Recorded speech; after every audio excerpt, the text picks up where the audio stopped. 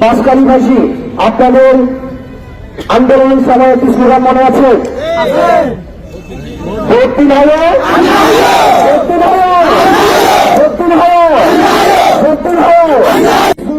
বাংলাদেশে কোনদিন ফিরবে না, বাংলার আকাশে আর কোনদিন জুলুম লিখা হবে না।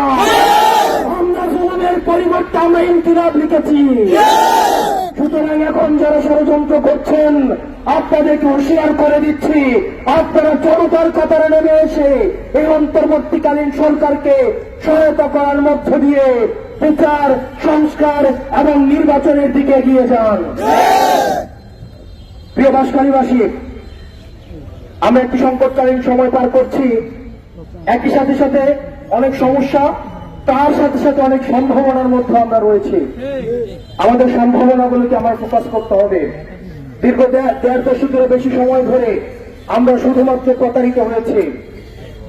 নির্যাতনকে বিগত ফ্যাসিস্ট সরকার নাম দিয়েছিল উন্নয়ন, অর্থনৈতিক লুটপাটকে নাম দিয়েছিল উন্নয়ন, গুম খুন হত্যাকে নাম দিয়েছিল উন্নয়ন, আয়নাঘরকে নাম দিয়েছিল উন্নয়ন, টালিটুকুওয়ালা মানুষকে নির্যাতনের নাম দিয়েছিল সংস্কার। ধর্মীয় বিভেদ সৃষ্টি করে আমাদের দেশে অসাম্প্রদায়িক দেশ করার চক্রান্ত বারবার করা হয়েছে। আমরা যারা দেশপ্রেমিক, আপনারা যারা নাগরিক রয়েছেন, আপনাদের কাছে আহ্বান জানাবো, আমাদের দেশে সাম্প্রদায়িক সম্প্রীতির মাধ্যমে একটি সুখী সমৃদ্ধ বাংলাদেশ গড়ে তুলতে হবে।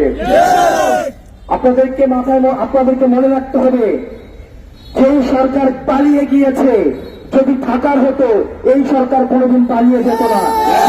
পালিয়ে গিয়েছে এই সরকার আর কোনোদিন ফিরবে না। আমাদের যে বিদ্যমান রাজনৈতিক দলগুলো রয়েছে, আমাদের রাজনৈতিক দলগুলোর মধ্যে মত পার্থক্য থাকবেন। আমরা ডায়লগ করব, আমাদের মধ্যে আলোচনা চলবে, আমাদের মধ্যে গঠনমূলক সমালোচনা চলবে। আমরা প্রেস কনফারেন্সের মধ্য দিয়ে, জনমত গঠনের মধ্য দিয়ে, সভা সমিতি করার মধ্য দিয়ে আমরা সেই বিষয়গুলোর